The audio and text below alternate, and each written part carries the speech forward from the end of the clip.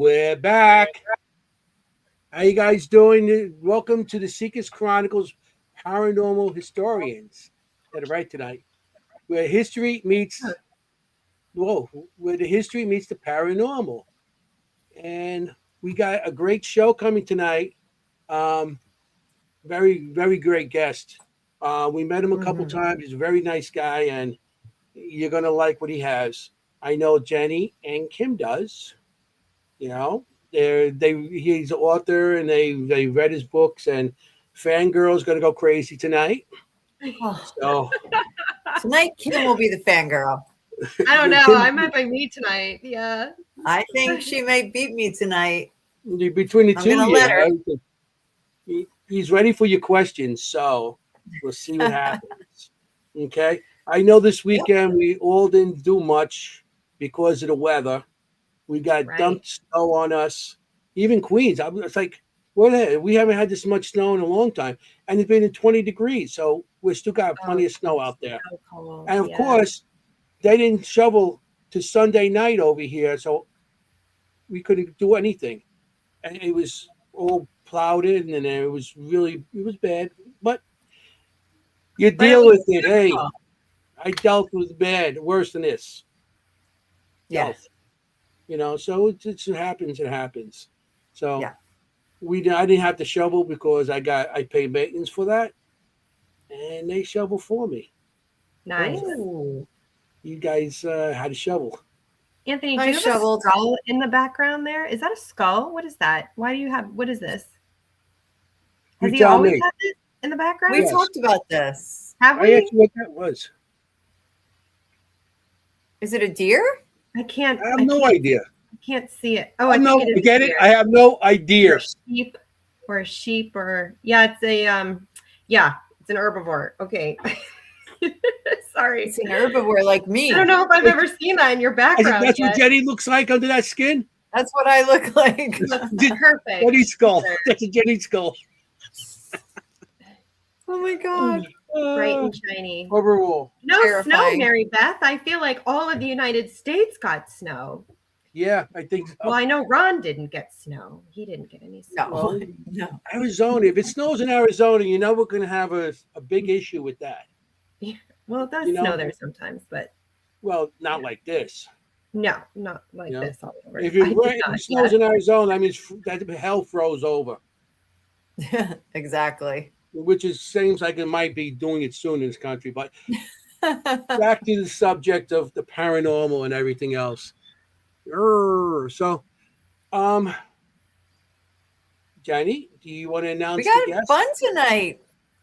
Huh? This is gonna be so fun tonight. I know. You want to do it, Kim, or you want me to do it? No, you can do it, give Jenny. you the Go for honors. it. No, it's all right. I'm excited for our guest because this is right up everybody's alley. So. Oh yeah, for sure. Okay. So, well, I'm gonna go all official tonight. Usually I just do it off the cuff, but tonight I'm actually gonna read. So sorry, I'm having contact problems. Don't mind me. Anyone who wears contact lenses understands. Especially like as the day goes on. Tonight we have Andrew Warburton. Yay! He's an author. He grew up in Bristol, England, and he has a master's in creative writing. He's published poems and short stories, and he lived in Massachusetts for years, which is kind of how we connected with him through our friend Sam Baltruzis. And he now lives in Rhode Island. And tonight we're going to be talking about a couple of his books that Kim and I read. New York Fairies was the first one I read of his. And he also wrote New England Fairies, A History of Little People of the Hills and Forests. And he blogs about fairies on fairiesofnewengland.com. Please welcome Andrew. Which I have that on audio now. Nice. New England. Hello. I know you got the official. Hello. I can't hear you guys. Can you hear me? Yeah. We can hear you. Okay, I'm gonna try and leave and come back in again and see if that resets it. Okay. Sure. Okay. Do what you got to Sure. do. We'll talk about you while you're gone. Honestly, I don't blame him because I literally logged on like 30 seconds before our show tonight because I couldn't log on to my camera. I couldn't log on to my audio. It was just blank. What happened to me last week? Thanks, Anthony. Yeah. You need to take your internet stuff and give it back to your son. Okay. He's good with that. You know what happened? I was knocked off, but he came in. He goes, "Oh, all you can do is put a password in." What password? What? Anyway, I had issues tonight too logging on. So I wonder if it's just the snow. Yeah, you're not alone, Andrew. Yeah, I can hear you now. I don't know. I don't know what happened. Great. I never have. Well, welcome to the show. Thank you. Welcome. Thank you. Welcome to the fun. We enjoy the paranormal and the history. Yeah. Who's here? Hey, Frankie. Yeah, you're getting a lot of hellos. Yeah, we're getting a lot of people coming on for you tonight. Awesome. You deserve it. Yeah. Let me show. I got your books here. I got pictures of your books. I just want to show the audience. Yeah, me too. That one. They all got Thoroughly the book. recommend. Thoroughly recommend. That's the new one. Because you guys are all in that area, right? I feel like the New England book gets kind of talked about a little more than the New York one. I don't know why, but we're New Yorkers. Hey, we all got to stick together here. Yay. Yeah. Yeah, but in New York is perfect for Anthony. I mean, you definitely mentioned, we'll get to it, but you mentioned areas where he has definitely been and lives. Well, right. So I think, the first story I think is from Queens, actually, isn't it? Which is where he is right now. We're in Queens. Is it the Cavalry? Is that what it's called?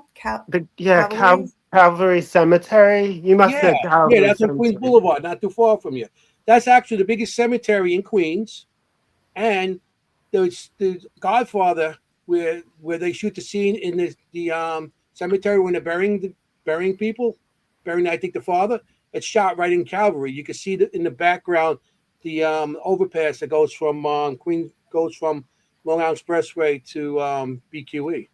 Okay. So it's right there. Yeah, that's like a Victorian cemetery, isn't it? Kind of lots of big above ground tombs and things and statues. Yeah. Matter of fact, it's funny because we talked about cemeteries last week on the show. We did. That was our topic. That's one, the cemetery, yeah. Haunted cemetery? Yeah, because I'm in Queens and they don't know. I was, and the audience knows. I grew up around 9 cemeteries as a kid. So, of course, we spent time in the cemetery. Then I found out a fact that Queens has 500 cemeteries in it. Really? What? Yeah. Wow. So, okay, let's get back to you. Okay. Your story. Enough with me. Everybody knows me by now. They're tired of hearing me talk. I know these two on the side of me are. Well, so I'm glad that, thanks for, reading the book. I have a new one coming out this year called Fairies of Northern Appalachia. So I went down, I drove my car alone down to like Kentucky, West Virginia, and Pennsylvania is a big part of the book because it's Northern Appalachia. But yeah, it's definitely a different flavor of like stories down there than up here, I'd say. Like a lot of it was a lot of belief in fairies or in like magic and things like that. They survived there in a kind of pure form. Whereas because it was so isolated, the hills in that area. So yeah, it's been really interesting to research those. Yeah, the folklore of the Appalachia is deep, multicultural, and it's also flavored, which you probably already experienced, is a lot of the people have had experiences. So it's not even just folklore; it's folklore with like real experience backing each other up. So that's really interesting. So Andrew, how did you get into writing these lovely books about fairies? How did you get into this? Well, so I guess I remember hearing stories from my parents about like the pixies in the mines in Cornwall. So Cornwall is like this very lovely part of England in the southwest. Some people say it's not even England, like they just say it's Cornwall. It's not really part of England because it was they had their own language for like a long time. They didn't adopt English. And so they're kind of a Celtic nation. So they had also a lot of like stories about fairies. And obviously mining was a big deal in Cornwall. They had a lot of tin mines, so a lot of they have a lot of stories about like Tommy knockers. Oh I don't yeah. know. Well, so Tommy knockers is actually an American term. They wouldn't have called Right. them Tommy knockers. They would have called them knockers, or Mhm. knackers. So they were like these little like pixies basically who lived in underground, and they would warn miners if there was about to be like a gas explosion. They would make knocking sounds in the shafts. Whoa. Yeah, so that was really my first exposure to any kind of like fairy stuff, you know.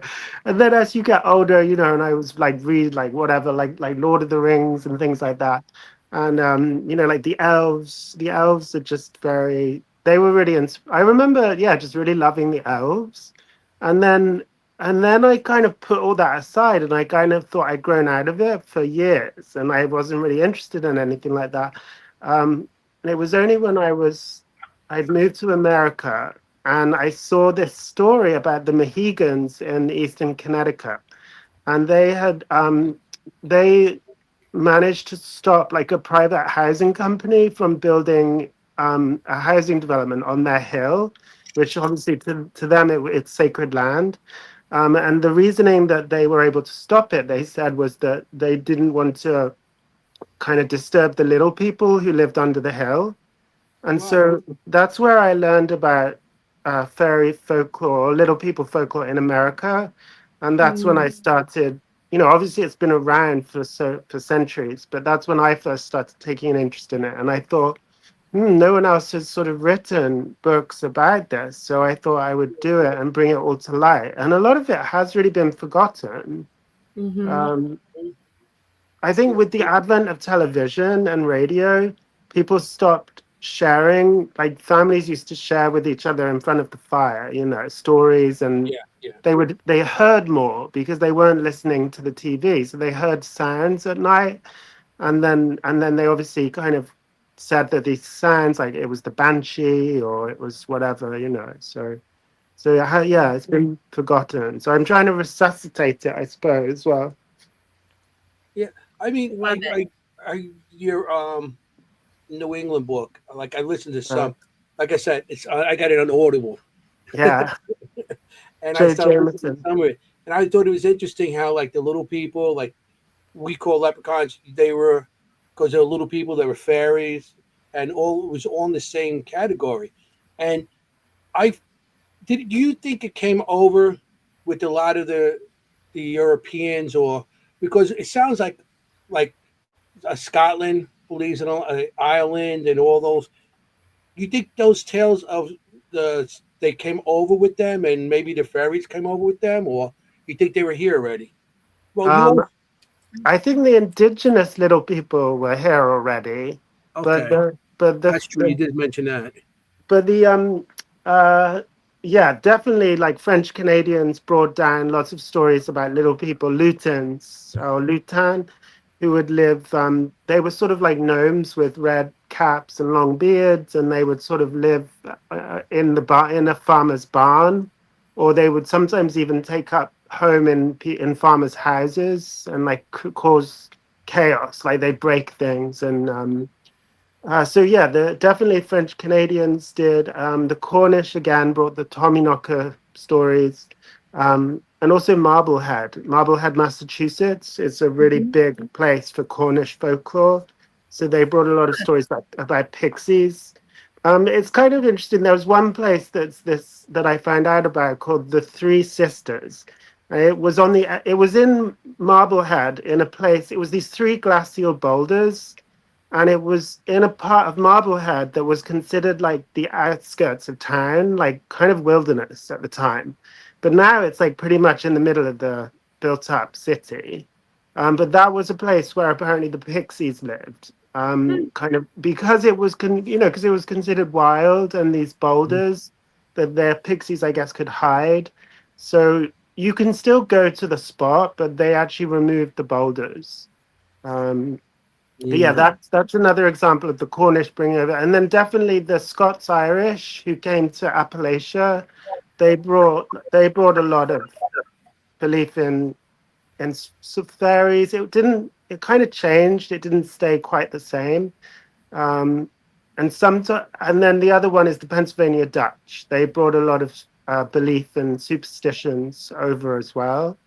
But often you find in America that when the immigrants come over, they believed in fairies, but then quite quickly it changes, and what they would have said was fairies, they now call them ghosts or witches, because for some reason Americans just really believed in witches and ghosts way more than fairies. Yeah.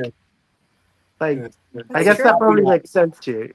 Yeah, the Tommyknockers in the mines, they feel are spirits, and that's how I know Tommyknockers. I heard the expression that they're in the mine and they do knock when there's going to be a collapse or something like that, or with there. And now you're saying they're fairies, so you know Well, that's that's that's the first interesting. time I'm hearing that, which is a Oh, cool okay. fact. Well, it's interesting you say that it's ghosts, because back in Cornwall there were two theories. There was one that they were pixies, and another one was that they were the souls of Jewish people who'd been forced into the mines when the Romans came over, and then they Yeah. died, and then they were the ones causing these knock-ins. In America, the ghost theory sort of predominated, and it was, but there is still plenty of evidence. The Cornish Americans in Pennsylvania, like the Schuylkill Valley, in the bituminous mines, they did think the Tommyknockers were like little elves. So there were some stories about elves and fairies That's in the right. mines.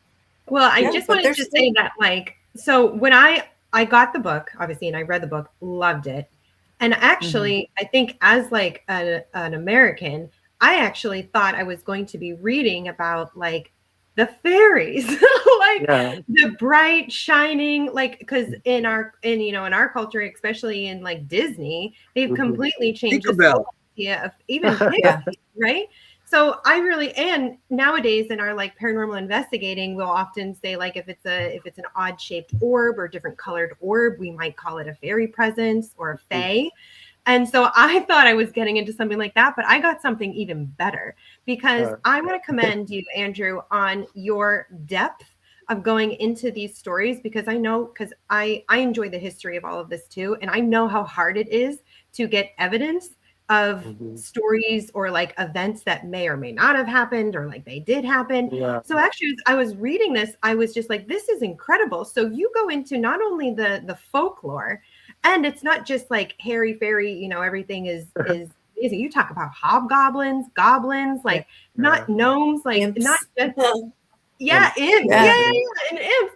But then you're coming back to the actual stories in the newspapers, the records, and my little heart could not have reading. Yeah. There is the finding out the primary sources is kind of hard, because like with Tommyknockers, there was a point where I'd given up. I was like, I guess I'm talking about Northern Appalachia now, but for that book, I thought that maybe it's just people say that people believed in Tommyknockers, but they never really did. But actually, and I'd almost given up on finding the evidence, but then I did find the original stories. But so they definitely did.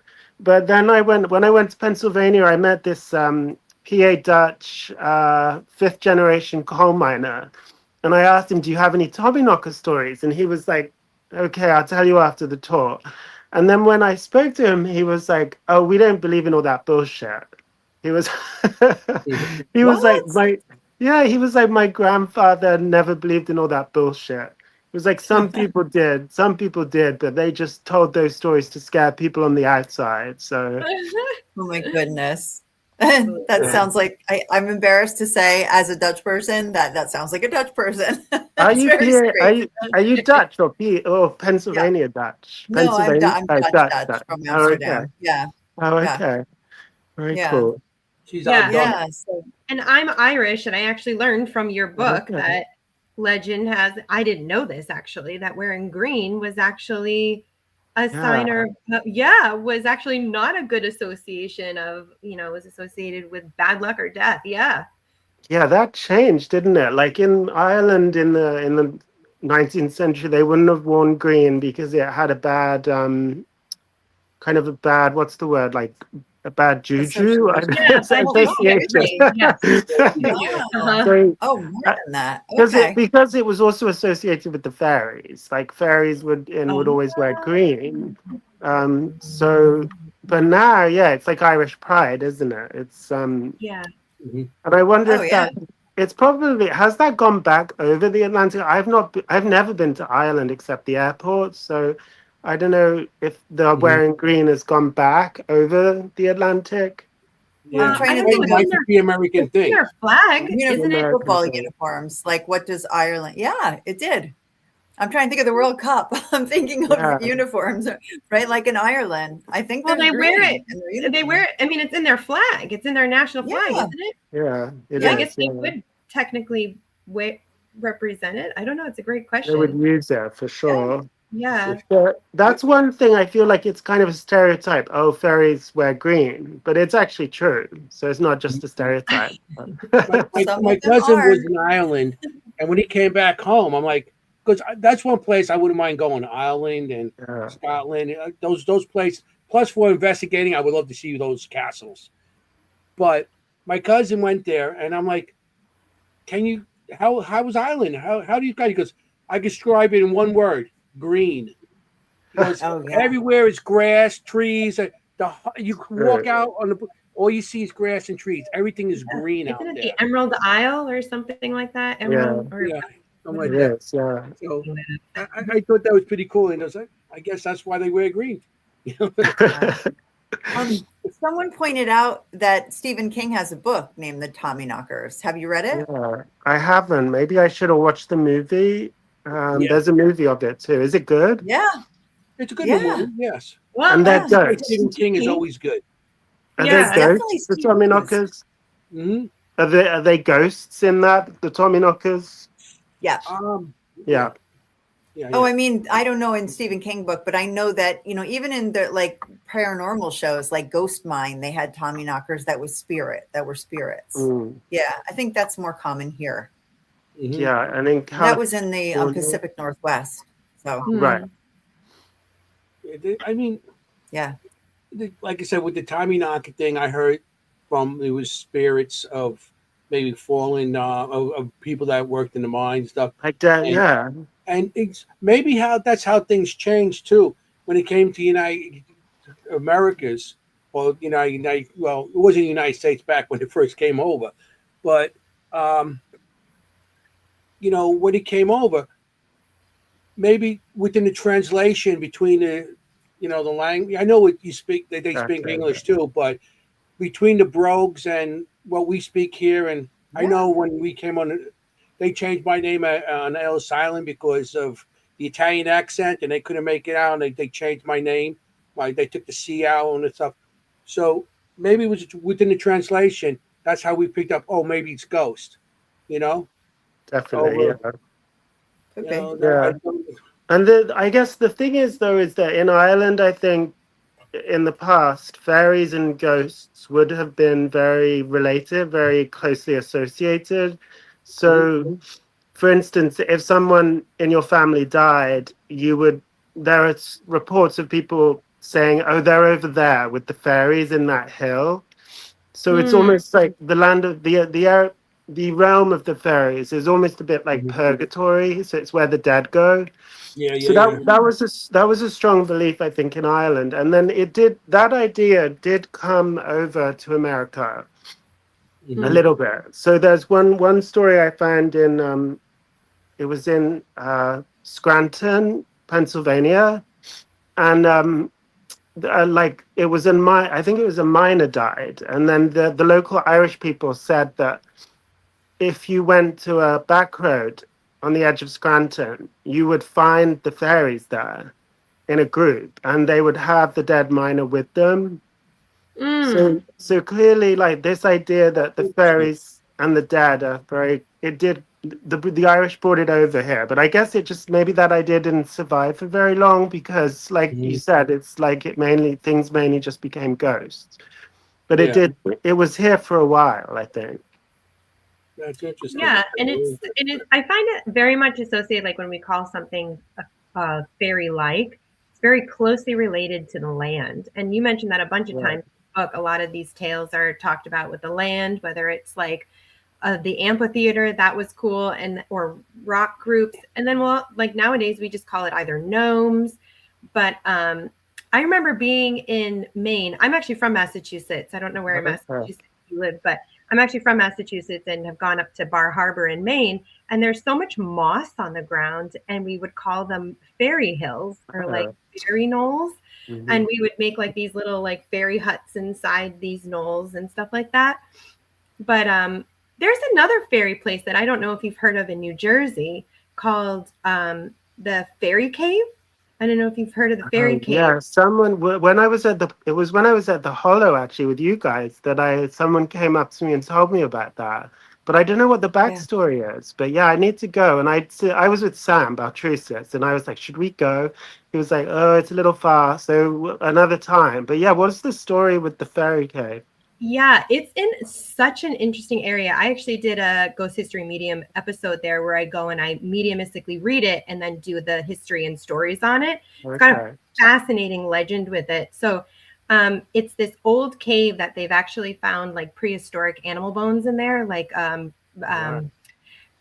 giant beaver bones and teeth in the area. But it's by a swamp, which is another association with the fairies and the lights and stuff like that. It's in Jenny Jump State Forest, which also has its own history onto it. There's a legend that a woman either jumped or fell off or died in the area. And it's on the road called Shades of Death Road. There's a lot of legend in that area. That sounds excellent.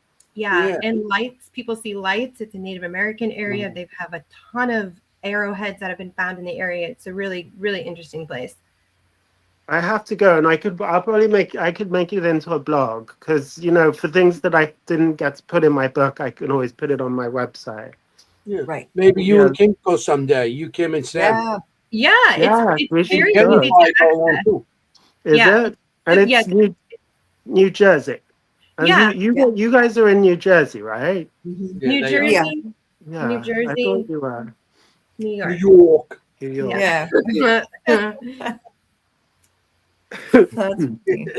So that's interesting. Yeah, maybe you guys can make a field trip out of it. A day trip. I wonder why it's called that whole area is amazing. Is it? Yeah, it really is. Gosh, I found an article about the gentleman who owned the property last because they built a dam on it. They made this little pond in front of it as well. And there is a story of why it's called the Fairy Cave, and I just can't. Jenny Jump traumatized me as a child. I know, right? Everyone. It is wild there. Yeah, yeah, that's funny. What is it? What's the story of Jenny Jump then? Did she kill herself? Jenny, do you know the story or the legend? I want to hear it. No, I don't know it. I'm not from New Jersey. Oh, well, okay. I mean, neither am I, but so the theory is, Jenny Jump State Forest, there was a young girl who was in a wagon. Gosh, I have this written down. It's probably in the 1800s or late 1700s. And there's a few different versions of it, and the few different versions have been documented. So it's not really clear what actually happened, but the story keeps getting told on. There's a few that they were ambushed by the Lenape in the area, and her dad told her to jump off of the wagon, I guess it would have been. Yeah. And so she jumped, and there's theories that she jumped to her death. there's theories that she didn't jump to her death, but that was like the saying that was like, oh, Jenny jump, you know what I Jenny mean? jump. Like, yeah. So that's how it kind of started. And or bandits, that's another way I've heard it told, is that there's bandits that came to the wagon, and her dad said, Jenny jump. And Yeah. yeah, I can send you that stuff. I have it somewhere in my archive. Yeah. Has anyone tried to like communicate with Jenny at that place, or? What did I do there? So I went there and I actually met a Native American there, and he was considered the guardian of the cave. And I actually saw in my mind a very old, very ancient, prehistoric Native Americans there, but he was more recent. Anyway, and he was basically just a guardian of the space, kind of like how I guess some fairies would be a guardian, but to me, but anyway, there was a light that showed up over the lake, the pond, and many people say that they see a light over the pond, which is another very common thing in New Jersey too, especially like northern New Jersey. Have I communicated? No, I did not communicate with Jenny. We could try, but I don't see. Here's the thing: it's like I don't even know if she died there. Like that's the thing too. Is like we don't really know if it's true or not. It's legend, yeah. That's interesting. You Right. said Native American was guarding the cave after Andrew said that that tribe that had the fairies that lived underground, they were called. So it is a Native American type of legend going back. So that's interesting that you said there was a Native American guarding the cave with the fairies. It definitely, yeah. There's a lot. There are like indigenous stories about little people. I think all over the United States, the different nations and tribes. And I don't know. Some like English and American folklorists have tried to say, oh well, it must have been us. We must have taught it to them. You know, these stories like the Jesuits came over and was like maybe taught it, but it just seems unlikely because their stories are so like full and just so and in many ways really quite different to our stories about fairies. They're similar, but like there's enough that's very strongly different that it seems to be its own tradition for sure. Yeah, but That's Yeah, like puckwudgies, right? like Those puckwudgies, yeah. are a Native American small trickster. I think Native Americans associate to a lot of these fae because before the Europeans came over and started doing all their violence and doing their stuff, I think they were more into the nature of the land. That's why they associate with it. Because I know there's things with Bigfoot that they associated with and different fays, and so maybe Yeah, I once they guess came over, the Europeans came over. Maybe that these things say, "Hey, they're too violent," and they went underground, or they just started hiding from us. As a right. nation. Yeah, there's one that came up in a talk I gave once with, and I had kind of a little interaction with a member in the audience, because when you look at indigenous Native American stories about little people, the little people they're often quite friendly. I'd say they can be dangerous, but they often help members of the tribe, whether like little children who get lost in the woods, or hunters in the woods, things like that. But then when kind of European Americans or Americans of European descent, when we experience little people that we call things like puckwudgies, they're often very threatening. And they're covered in hair, they have glowing red eyes. And so I was sort of questioning, like, well, why did the original people who told these stories and experience these beings as friendly? But then when we start experiencing these beings, why do we experience them as kind of scary? So the woman sort of, I think she pointed out that, well, perhaps it's the indigenous nations were, they grow up, they're very used to the land. They know the land. The idea that other beings might be living in the land isn't scary to them. Whereas for us, somewhere like the Freetown State Forest, you know, the Bridgewater Triangle whole area. Right. Yes. It's a big forest, and the idea that something might be living in there, we sort of automatically think, well, it can't be good, because why Right. would it be living in this dark, scary place? But Yeah, I completely agree. I completely agree. We came to an unknown land. We're basically the non-indigenous people. We came to this land and we don't know it. So yeah, I would definitely imagine that we would come in and have more fear-based yeah, stories and interpretations. Yeah, I agree. Yeah. exactly. Yeah. And maybe they can come to us scary and because they don't trust us and they're trying to protect themselves. That too, yeah, for sure. That's why we scare. Maybe that's why they come out to us because they're not used to us and just get away from us and they're going to do everything to scare us. As a paranormal investigator, we do that with spirits. We find spirits that try to get you out of the location and show themselves as something scary to you and everything, or Mm, tell you get out or whatever. But I feel that these creatures or whatever they want to be called, um, just are scared of us because I know our nature is to. If we discover these things, what are we going to do? We're going to catch them, and we're going to do autopsies on them to see what they're made of. So maybe right, Right. I mean, I think they're scared of. That's why they come to us as a scary kind of creature, right. and maybe Native Americans too associate with them. We don't know.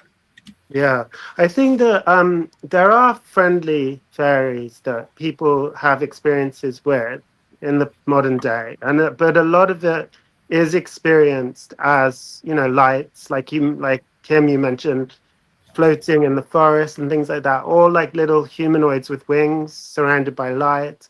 Um, People have had encounters with these beings in that, even in their bedroom, but also out in the woods. So there is, yeah, something interesting about the fact that the good experiences people have with fairies now seems to be that with small ones that are not threatening. Hmm. Whereas in the past, you could have good experiences with fairies that were tall, you know, and beautiful. What does Adam say? That makes me think of them lights that are seen here in Texas, at a Hmm. place called Martha out in the desert. Oh, Oh, cool. I didn't Yeah. know that. Hmm. It's Yes, everywhere, which is really Adding's from interesting. Like, Texas. not every legend is everywhere, but there are a few. To me, like growing up, I always had a negative association, like chaos and bad things. Like I associated fairies with banshees, with hmm, changelings, with things like that, like terrifying things, you know. And then yeah. Disney came along, right? And it was like, oh, not so bad, right? Like all fancy. But like growing up, my parents would talk about them as negative, you know, really Yeah. more not necessarily scary, but chaotic. Like, you know, you don't want that in your life, kind of Yeah. thing. I guess it Oh, like depends, you know, where you're brownies? from. What's that? Yeah. Eh, Like, and Andrew, do you feel not like good. that these things originate with explanations, right? We always, right? Like in Mhm. Appalachia, everywhere, in Europe and the Yeah. United States, we have stories that explain things, right? Yes. Like, Yeah. like the changeling is a really good example, We should right? talk. Like, Yeah, we should talk about changelings. yeah. I Let's mean, do there's it. that really powerful scene in the book Outlander, right? Where It's she your show. Yeah. realizes that, you know, the baby's been left. Well, I didn't know that. What's that scene? I know it's set in Scotland, isn't it? But what happens there? Yes, She. it is. I haven't seen it. I've only read those books, but there's a really powerful scene because she's from, you know, the 1900s. So she Yeah. goes back and there's a baby left in a tree, and it has died because someone has left it there because it's deformed Oh, or ill, right? I think it's wow. ill in this case, and thinking that someone will change it out, you know, for a Yeah. healthy baby or a, you know, a changeling. So, Hmm. and as a nurse, as a combat nurse, she's devastated, you know, kind of thing, knowing modern medicine, you know, sort Hmm. of thing. But, you know, a long time ago, we didn't know anything, right? So, Yeah. Yeah. Well, And that still goes on yeah. in changeling. some countries anyway. What's that? That still goes on in some countries. Well, the whole like thinking your child is sort of a witch or something, Hmm. Because they're and then disabled or ill. yeah, Yeah. Disabled. Yeah, yeah. They think it's some sort of bad spirits, or they don't associate with a baby that's affected or handicapped or anything, showing that your your line of people have defects in it. So Mhm. that's why they rather leave them out in the woods for the animals. You know, Right. Yeah, some countries Right. still do that. They still do that. You know, they leave it's the babies. Wow. horrible. It's sad, Yeah. but Yeah. It is. But I It's a mean, dark. there It's were a no dark history. explanations. Sorry. No, I mean it's just like anything else. There were no medical explanations, right? Mhm. So they Right. had to make up something. Yeah. So if someone sort of had a baby who had Down syndrome or something like that, Yeah. then yeah. And I Or mean, I maybe guess, and there are some sort of, aren't there some kind of uh, diseases where child development goes well for the first, say, year or so, and then or a few years, and then there's a sudden deterioration, and so it almost looks as if the child has been replaced. This is Mm, to the right, people who believe right, those things, but. right. Well, so yeah, and on the point of with changings, I guess the worst story in both my books is that story. I don't know because you read Yeah. it. Do you remember about Mary Now? Hmm. mm-hmm. Yeah, she's not spoken about much. I'd be curious to know what you think about her story. So I guess I'll quickly say who she was. She was Yeah. she was an Irish woman who lived on the Upper West Side in the 1860s. Um, she had a son called John, who was 4 years old. She had a husband called Matthias, who he was about to go away to fight in the Civil War in Washington. And so he'd gone to, I think, Rikers Island or Roosevelt Island, somewhere like that. Mm-hmm. yeah, And either one. and yeah, leaving her alone with the baby. And there was someone in her building or someone who used to live in her building told her that fairies were living in the building, and that apparently convinced her that her child had been taken and replaced with a fairy baby. So she kind of fell back on the old ideas from Ireland about what you do to to bring your child back, which is you use iron because iron is effective against all supernatural Right. beings, including fairies. But if you heat the iron, like she got a spade, an iron spade, she heated it, and she placed John onto the heated spade, and then like inflicted such bad injuries that he died sort of about a week later. So Mm. yeah, it's a really, really tragic story, and we don't know what was going through her mind. She was probably mentally ill, I would have thought. Just because it's one thing to believe. I think I kind of wrote about this in my blog. You can believe that fairies sometimes steal children. That's Mhm. not a mental illness to believe that. That was a culturally based belief. But Yeah. Mhm. to believe that the fairies have actually stolen your child and replaced him, and that your child is a fairy, that's when it kind of goes over into delusion, right? Yeah, it is Right. horrible, and so I told my mum about this story, and she was I'm not sure if you should put that in your book because this is not stories about folklore anymore or paranormal. This is kind of mental illness, but I don't know. I still think it's fairy folklore because Mhm. Totally. her delusion was based on fairy folklore, and Yeah, she'd her been belief was that's what she believed, and she probably brought up that a child can be changed, you know, right. into a fairy, and by her belief like that, she put the baby to this, she killed the baby pretty much. So Mhm. it's same thing like the witch trials. You have that belief, the religious belief, Yes, and the whole mob goes against them and they burn them. So it's kind of on that same Right. thing. it is. You got to Yeah. believe. You got to go with your belief. Not that the people that burned the witches were all sick in the head. They just had a weird belief in something, and that's what they were taught through the years. So in this case, the woman had that belief. It doesn't make it right. Mhm. You know, I seen Jenny's face when she said what she did to her. And Yeah. I feel the same way. And I know Kim, when it comes to children, we're very, you know, we're very Yeah. sensitive. But yeah, Right. so it was her belief, and that's the way she was brought up, which is back then the right way to be brought up. Nowadays, you think of that and like how horrible. So I think it was good that you actually put in the book and showed Mhm. a way of somebody would believe back then. You know, that was Yeah. good. Yeah, I think it was very pertinent. Yeah. And it is a great question, Andrew. This line of folklore Mhm. and truth, Yeah. because folklore begins somewhere from Right. something, from some belief. And I mean, ghosts and spirits could be considered stories and folklore, but like we've all experienced things that we can't explain. Mhm. So, we've Mhm. all seen lights that we can't explain. And, I don't know if you've heard in the Appalachia, the whistle in the woods, a lot of people Yeah. report. I mean, I've heard in the middle of the night, sorry, middle of the Mhm. night, out in the woods at dusk, miles from people, I heard whistling. I have Yeah. no explanation.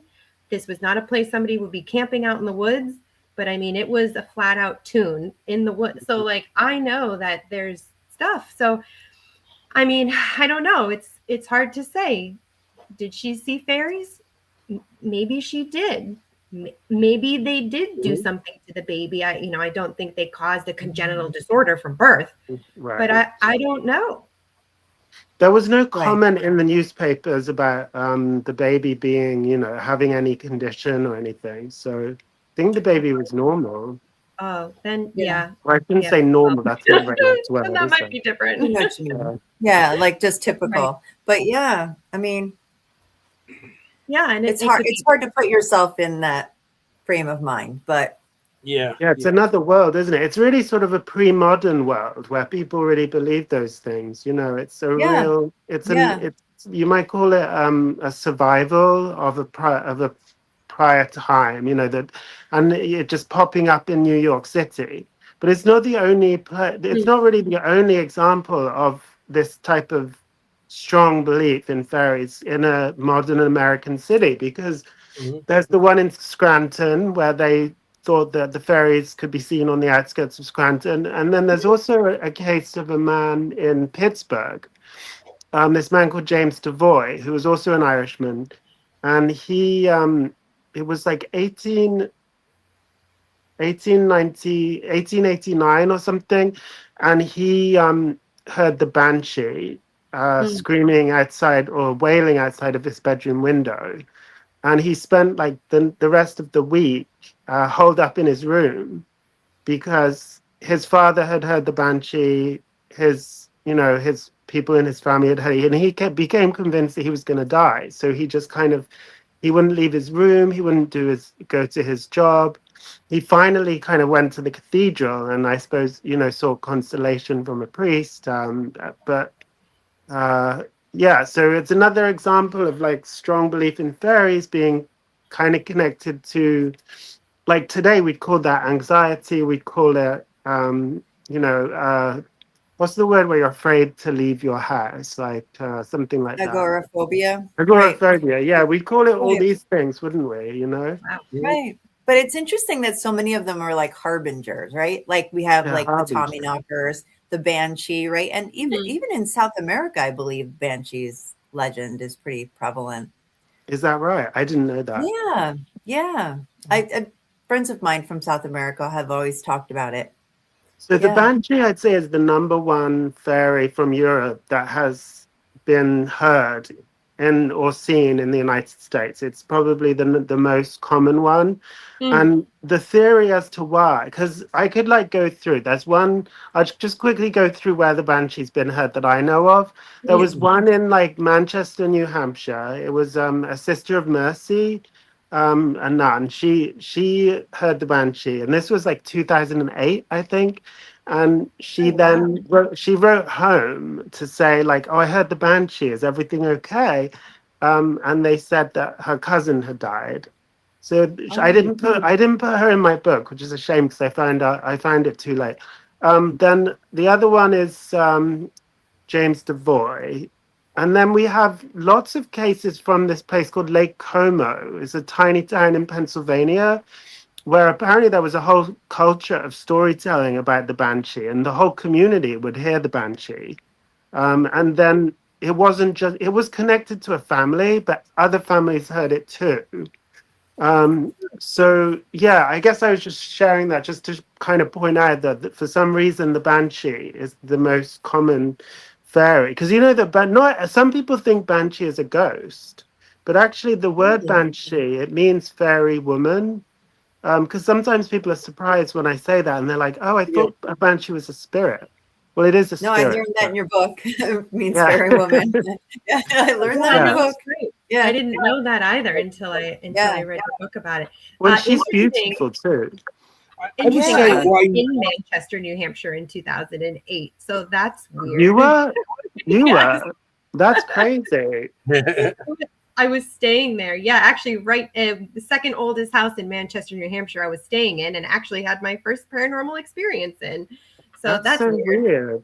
It's very weird. That is weird. Oh, wow. But yeah, the banshee definitely, like when you say banshee, and I don't know if it's just because all the stories that I've heard, like instantly the hair in the back of my neck goes up. It's Oh, yeah. Yeah. banshee. Mhm. See, every time I thought Chills. about banshees and stuff, Yeah. I thought it was like not some kind of fae or like that a woman with that if you hear her cry or scream, there's somebody going to die, and I Yeah. didn't Right. realize it was a fairy. I thought it was like something totally because each cryptic I thought it might be part of that all that because and you're putting everything into like with fairies now, so it makes a little more sense to me that everything's being bunched in there. And also in South America, Jenny, wherever people came over to this country and settled, maybe that's why it's down in South America also, the banshees, because you have people from Europe, Ireland, and down go into all these other countries, South America, Central America. So maybe they brought all Yeah. their culture with Mhm. them there too. So Well, that's why that's a good point. The That's a good harbinger They thing. have La Llorona in South America, right? Yeah. The woman who drowned. Like, I think her She's kids similar. drowned. Oh, yeah. She's Yeah. similar to a banshee, isn't she? Isn't she? Yeah. Yeah. And I wonder if that sort of evolved, like some of my friends that were in, South America. oh, we got a special that guest sort of coming on that. as of now. Excuse me, Jenny. We have a We have a surprise for special you. guest come on. Oh, Hey, speaking Sam. of, Hey guys, speaking of the Hi, banshee. No, I'm Sam. kidding. Hi, Sam. I heard you guys talking about harbingers. I'm like, I gotta pop in. Yeah, it was just like Oh, speaking yeah. of harbingers. Well, because So, you Our I'm experienced good stuff. here.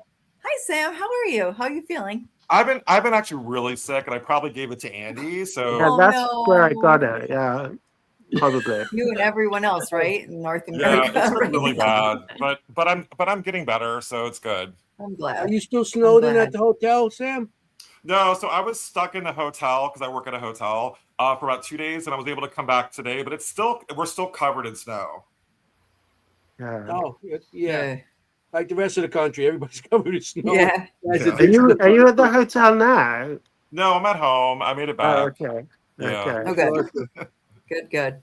So We were talking about South America. We were talking about La Llorona. How that's it's- creepy. Yeah, so I was when I was a tour guide in Salem, I gave a tour of a group of kids that were from Mexico, and I talked about a lady in white in the cemetery in Salem, and they were like La Llorona, and they were all Yeah. screaming. So I terrified a group of kids from Mexico. Perfect. They're not coming back. They can come up there and say, no tour. No tour. No, that's a creepy one. That's a creepy one because you picture her like wet, right? Like coming out of the water. Yeah, like Like, the ring. no. Like she looks like what I would imagine the girl from the ring. Mhm. Just- Yes. So I heard Yeah. you guys talk about harbingers. So I'm Yeah. actually really fascinated in that topic because Me I too. have my own personal harbinger. That's right. So Yeah, so when I've had an encounter with a man with wearing a hat in Salem, and anytime that I've seen him, something bad happens in my family. So I do feel that I personally feel like that harbingers are real. However, the banshee, you were talking about banshees earlier, right? Yeah. So Yeah. I feel like Boston has examples of banshees as well. Did you put that in your book, Andy? I did. Yeah. Yeah, there's one in the Boston Common. And speaking of Boston, actually, Andy and I go way back to my early days of writing books.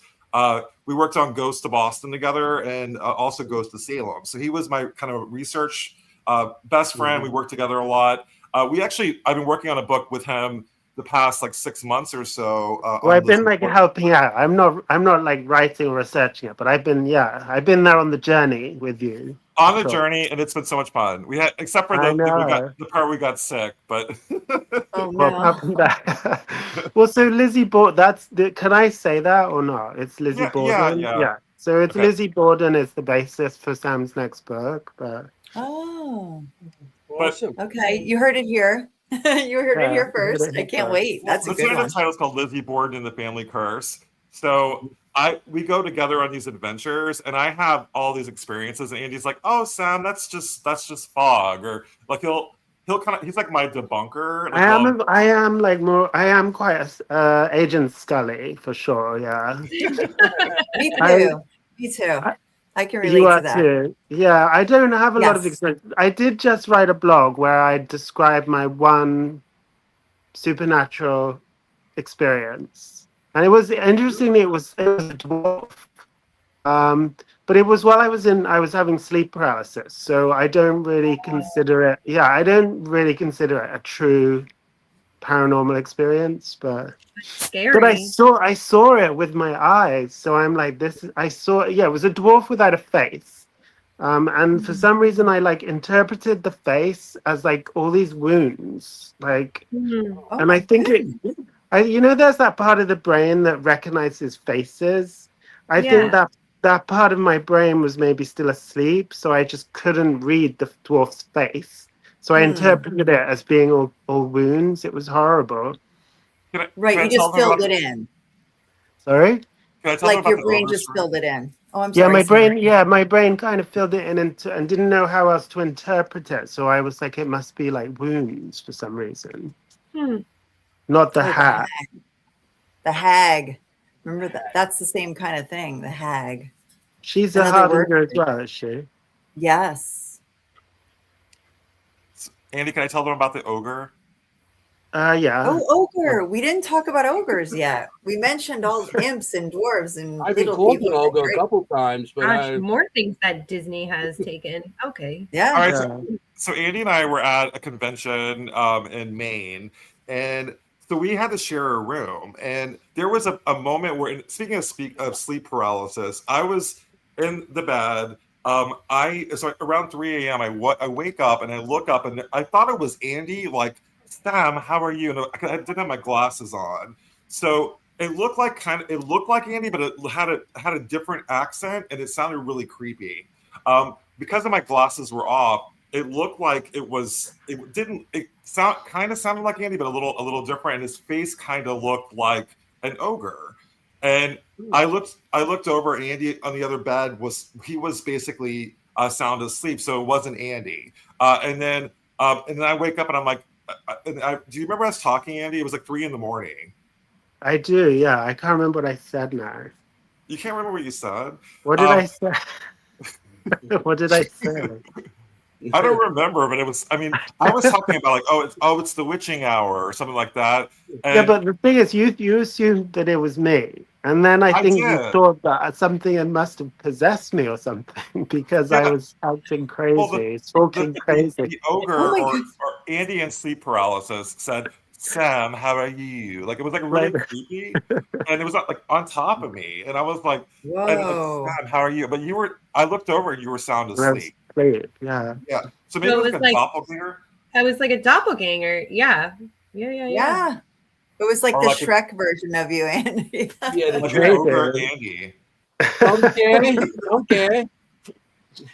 That but we've had many experiences. So Well, yeah, this is why I invited Sam on to talk about an experience that Yeah. we had, because I don't have really like these lots of paranormal experiences, whereas Sam is attuned to that. I in my New England book I talk about the Little People's Village, which is in Waterbury, Connecticut. Um, Mm. there's like a whole backstory. It's basically like a lot of tiny little abandoned houses in the woods. um, they're all kind of crumbling, and like not many of them are left anymore. And there's like a big red throne in the middle of the village. And the legend is if you sit on the throne, you die within 7 years. Um, but the story is that the reason there was a man called William Lannon, and he built these homes for the fairies that lived in the woods because they asked him to. And they kind of like they drove him crazy with their little chattering voices, that kind of thing. But these are just like stories. Like if you look up the history, there's no real evidence for all that. It's just that he wanted to create a roadside attraction, and then he eventually abandoned it. But even so, like ever since, people have had a lot of paranormal experiences at this Little People Village. So I obviously had to cover it in my book. So I went there on my own the first time. I kind of got in maybe a couple of feet, and then I just was like filled with this dread, and I had to leave. I was just like scared. I was on my own. So ever since, I kind of wanted to go back. And Sam and I were driving back from an event or a Paracon or something. I can't remember what it was now. But we were going through Connecticut, and I was like, "Oh, should we go to the Little People's Village?" and I'm So like, yeah, I'm like, okay, let's go to the Normal abandoned conversation village. between friends. Yeah. so He's yeah, like, so "Got it." so we went, and we had a lot of trouble finding it because it's really overgrown now. Finally, we found it, and as soon as first we were walking into the woods, and Sam heard footsteps walking behind him, and suddenly I heard this scream, and Sam came like running down the hill, saying, "Oh my God, there was someone walking behind me." Do you remember? It's like See, I was your like, interpretation of what happened is so funny because it's different than mine. So Andy was like, Sam, let's go to the abandoned fairy village, and I'm like, okay. And I'm going because I wanted to support him because he like the lot. Weren't you scared the first time you went, Andy? yeah, I couldn't go in on my own. There is a really bad energy there. And so Really? I wanted to Mm. validate him. I'm like, you know what? I'll go. I've been through a lot, so I can go to really scary things, including an abandoned fairy village in the middle of the woods. I don't really believe in fairies, so I didn't really think anything of it. So we're walking, and then we were definitely not alone. There was something else in there. Yes, I did scream. Andy was trying to scare me the whole time, though. I Right? love Yeah, it. that's true. I was. He was like, Sam, there's a one behind you, Sam. And I'm like, Oh, now we Andy, story B. Story B and story A. Okay. Yeah, true. I and love then it. but then so there was like we finally found it. So after like going through the woods, finding it, and I was scared because it was tick season too. So we could have gotten a tick. Yeah. We could have had briars, like whatever. There was all sorts of things that could have happened to us. So we get there. Oh, and Andy goes, "Oh, and by the way, there's a throne that if you sit on the throne, you're gonna die in 7 years." And I'm like, Oh, by the way.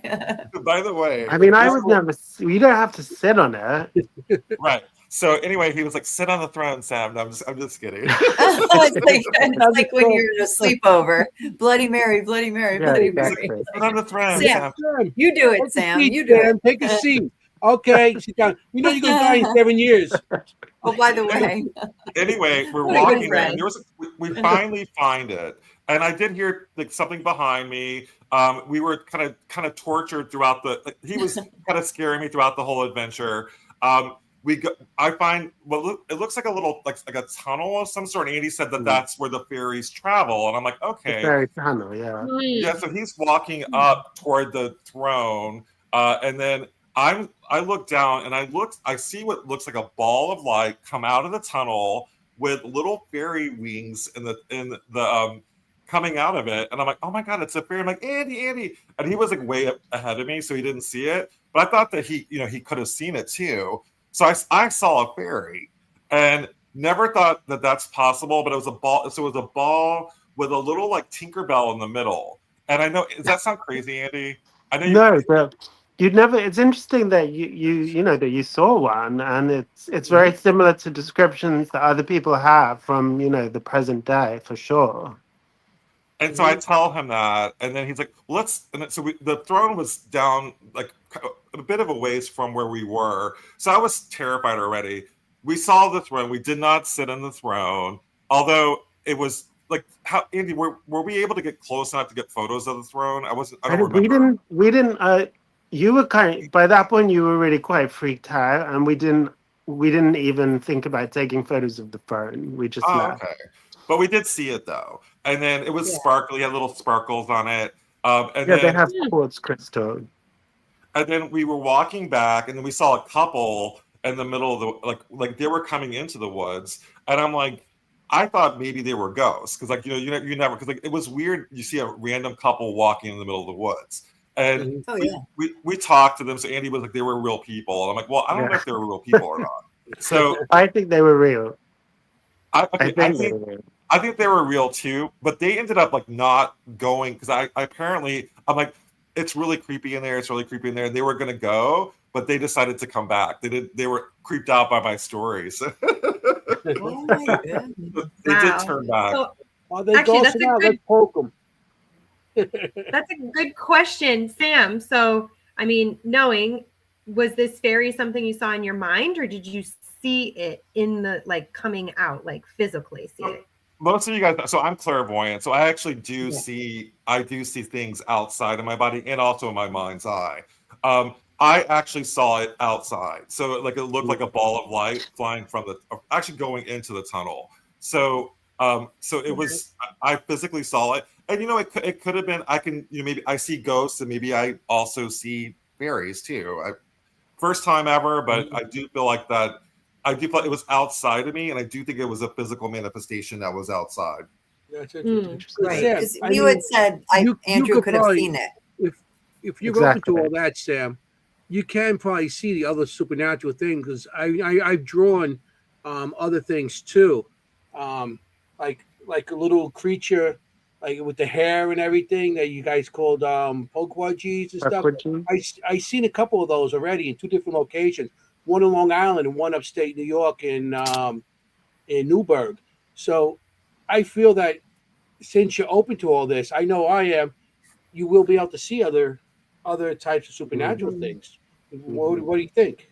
Yeah, I mean, apparently I can. I do feel like that. I do like if I actually saw a pukwudgie, I probably would have a nervous breakdown. Imagine like walking in the woods and seeing a little person with like a little like darts and like I'm gonna get you with a little spear. I would be terrified. So they threw rocks at me. I didn't get shot with any arrows or anything. Yeah. And then when I noticed it disappeared. It just vanished. Oh, so you did see this? So I thought it was a drawing. Where was that? One I seen had, it looked like it was like some kind of, his eyes were bulging out a little bit, and the eyes were red, and he was like a black figure, but he's more in the shadows. And I seen it up in Newburgh. There was an old farm up there that we used to investigate that was over a couple of 100 years old that what's his name, Washington's troops marched through and everything, and they actually camped there and stuff. But the location I seen it, there was the barn, and they had this place in the back where they stored some kind of trailers, and he was behind there. And my brother walking, and rocks were like being tossed at us. And they weren't big rocks. It was small, like, and I thought it's like, oh, what's Bigfoot out here or something tossing? And it was, and then I looked and I seen it, and I'm like, and I started calling for my brother, Gerard, and all of a sudden the thing just vanished. And the other one I seen was in the cemetery in Oyster Bay, Long Island. It was a cemetery for military. There was they called the it was for black servicemen that were in the world, in what do you call it, the Civil War, that were killed in battle, and they buried them in this location. Now they got a big factory next to it, and it's like behind the factory and stuff. And at another time, I got rocks thrown at me, and I walked down the road, and I'm walking, and I bring my camera up. I got a full night vision camera where I can see with the light and everything, and the power on the camera and the light died at the same time. And I'm like, and as a dad, I looked up and I seen this little hairy gray creature jump up. He was looking about a 5-year-old. He was small, running up the hill like this into the woods. Oh, wow. And that was it. But I drew both of them. That I want that to would see freak me that. out. I want to see the Yeah. drawings. Yeah, I will. I'll send them to you. Yeah. Okay. That's definitely sounds like a pakwaji, doesn't it? Yeah. Yeah, it I does. mean, So that's what I thought. At first, I thought it was like I said, what's this? A little Bigfoot? I don't know, maybe baby. But on Oyster Oh. Bay, I don't know, maybe Newburgh, but because there was woods around the area. But in Oyster Bay, it was a cemetery and a big factory, and it wasn't much forest for anything to live in. So that's why I was more, I didn't know what it was at first. And it's funny because I'm telling everybody, take pictures. And by the time everybody took pictures, the thing was already gone. And nobody else fast. seen it except for me. Wow. Wow. So I have a similar story too. So I was in the Freetown State Forest. However, if I saw a little imp, I probably would freak out. But I was with James Anito and his son Caleb, and we were walking to do research for one of my books, and walking in, and then we started seeing what looked like locusts swarming and kind of like firebombing us as we're walking down this path. And Andrew actually told me that that puckwudgies could take the shape of insects. Is that true, Andy? Mhm. Yeah. I didn't know that. And so I'm like, maybe, Oh, wow. maybe I had a puckwudgie sighting without knowing it, because it was really freaky, and they were not just your average size or bugs. They were like huge, and they were kind of like firebombing us as we were walking in, almost like stay off this land kind of thing. Right. Well, that's that. We were talking earlier about the negative experience. How pakwaji's are experienced quite negatively often by us, rather than like the Wampanoag or whatever. But I mean, but it was also kind of a warning. Speaking of harbingers, it was kind of a warning because we were going closer to the ledge and the Bridgewater Triangle and the Freetown State Forest, and as we were walking in the middle of the road, and I'm like, James, get out of the street. So we were actually walking in the middle of the street. We kind of pulled over, and then a group of dirt bikes came going down the path out of the blue. And James and Caleb would have been hit if I did not get them out of the road. So in many ways, they were maybe warning us that we're about to walk into danger. And so I'm really glad that I had the ability to get them out of the street, because I'm like, listen, just get them off. You guys get off the road now. And if they didn't do that, they would have been hit. Yeah. Somebody told me about in Gettysburg, one of the reenactments. They stay when they do the reenactments. They sleep on the field, the battlefield, and everything. And one of the guys I know said him and his partner, they were walking out on a trail at nighttime, and they heard like a troop, something following them, like a bunch of guys following them. They turned around, and there was a tree on the side, and they said it looked like millions of lightning bugs in the tree, but it wasn't lightning bug season. So now that's making me think maybe it was the fairies in that tree. You think the whole tree lit up like with lights all over it, like you said, like thousands and thousands of lightning bugs, but maybe it was fairies. Yeah. That's a Funny. possibility. Yeah. Interesting. There's just stories like there are similar stories all over that I've found like that. And since that, I'm definitely a believer, and Andy's more the grounded folklorist, skeptic to a certain degree. But I also feel like that things are presented to us in the ways that we can handle them. So Yeah. I can handle ghosts. Yeah. I can't handle little people like that, or aliens or anything that's like that. So I do feel like whatever, if it's supernatural, it's going to present itself in a way that I can Handle, take yeah. it. Yeah. And if I did Mm. see a little person with Andy, I would be like, oh my God, it's crazy. But I also feel like maybe I'll see something and Andy won't see something, and maybe there's a reason for that. Like maybe he's not as open as I am to it, or maybe it's fear. I mean, I don't know. I mean, why do you think that I see stuff, Andy, and you don't? I don't know. That's a really good question. I mean, I don't know. I've had, because I meet a lot of people who believe in fairies at my book signings, and some of them approach it not so much in like a paranormal way, but more in like a spiritual practice way.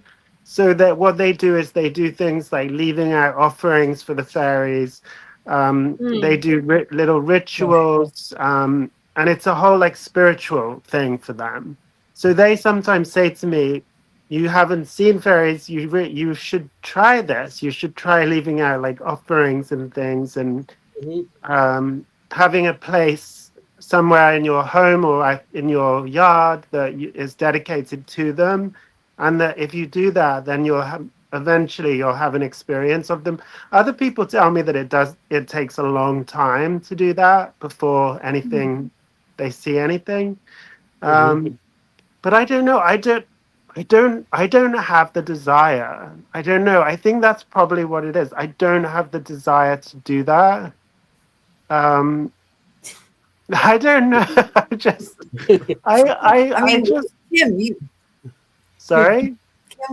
Kim might be a good person to answer that question, Yes. because I mean, you really as like a medium as well, like you understand, like, why do you see it and I don't see it, for Yeah. example, like in It general, is, why do you you know, I think this is $1 million question. I think Yeah. I don't know if we'll ever really know, but I think everybody has the ability.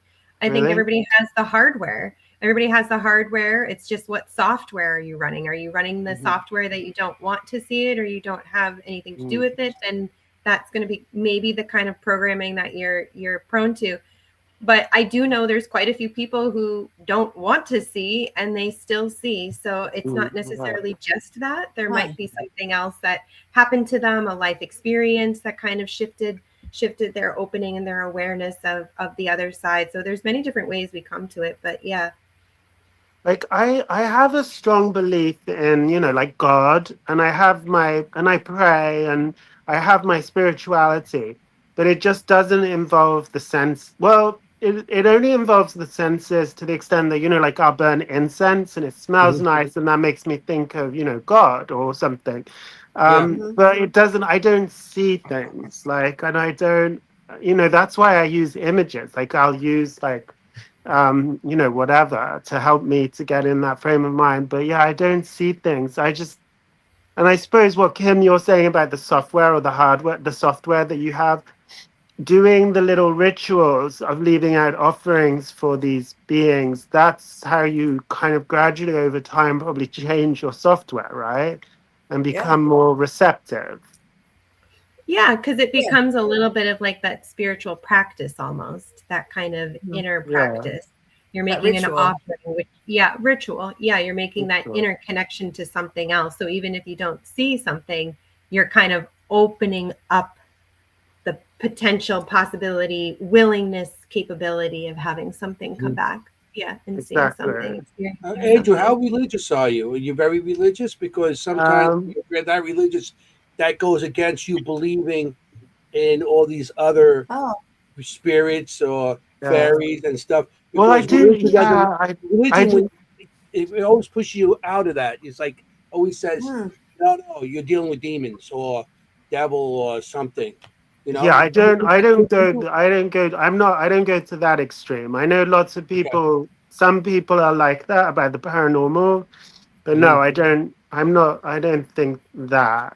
But yeah, maybe when if you believe in God, the idea of giving offerings to something else maybe is a little bit strange. So I just like don't do what. are like sacrilegious. You know, it's sort Yeah, of but like Right. I actually have like I have a Celtic goddess in my room actually. Not that I believe in her, but I'll show her to you. Nice. Yeah. Also, Sam, Yeah. I wanted to let you know I just stayed in Salem for a weekend, and I stayed at 4 Broad Street, so the oh, historic cool. section, and it was fabulous. Had a great time. Yeah. Oh, awesome! I'm so glad you had a good time. Yeah, What was Anthony it and I, called? Oh, I was just letting Cool. Sam know that I had just stayed in Salem recently, and I stayed at 4 Broad Street, so it was like the historic section, and Oh. in one of the houses, and I had a great time. Yeah, it was really nice. Nice. So any I ghostly love how encounters? Kim? oh, I'm sorry, Sam. No, any ghostly encounters in Salem? Sadly, not really. Actually, I walked into the house and I was like really expecting because we were right in the historic section, right next to like Right. 0 Broad Street and across from that yellow house that's supposed to be haunted. And no, I walked in and I was like, nothing really much here. So nothing really to speak of. But in the middle of the night, the door to the closet in my bedroom opened in the middle of the night. So I don't know. That's pretty. Well, I mean, that that's pretty counts. eventful. Yeah. I That was like, counts, I'm Kim. going to close this. Anyway, so Andrew, love- you had a Andrew, you were getting something to show us? Oh yeah. So this Yeah. is Epona. So she's Yes. like have you heard of Epona? oh Yeah. God, she is. I am her. Yeah. So she's like she's kind of associated with fairies in a way because you know there's a story from Welsh mythology about Rhiannon. Um Yeah. and people often say that Rhiannon was a fairy. And one reason we kind of know she was a fairy is because she's riding her horse, and she's riding it kind of slowly. But the human hero tries to catch up with her by riding his horse, and as far as he rides it as fast as he can, but he can never catch up with her, even though she's kind of like trotting along. So she's kind of from the other world. So the Rhiannon is often associated with Epona. So I guess I see her as kind of like a fairy. And then the other one I have here is this is Dea Nutrix. So she's holding like 2 babies. It's like she was a Roman goddess from. Both of these goddesses were from Roman Britain, and I guess you'd call her. Some people call her like a small god, which is another name for fairies, like small gods. So yeah, I'm not like the kind of religious person who's like I hate all these other like religions, you know. You're open to other religions. Yeah, Interesting, Andrew. yeah. I hadn't really thought about this, but isn't Rhiannon and Epona, aren't they associated with the color green? Yeah, probably. Is that right? I don't remember. I think one of them is, and I know you were just mentioning but earlier that the color green is historically associated with fairies. So Yeah, she probably Rhiannon was probably wearing green. Probably, I'll have to look. Are there any fae known for wearing red? That's an interesting question because yes, red is the other color. It's often green, red, or white. Those are the I suppose 3 fairy kind of colors. Yeah. Red. I didn't know that. Yeah, I don't know why red. the imps, right? The imps tend to wear Imps, red, yeah. right? I feel like that's coming from somewhere in the back of my brain. In New York Might have been the Fairy. book. Yeah, it's in the book. Oh, did I mention that? I don't remember. I think so. I That could sounds be familiar to remembering me, it too. wrong.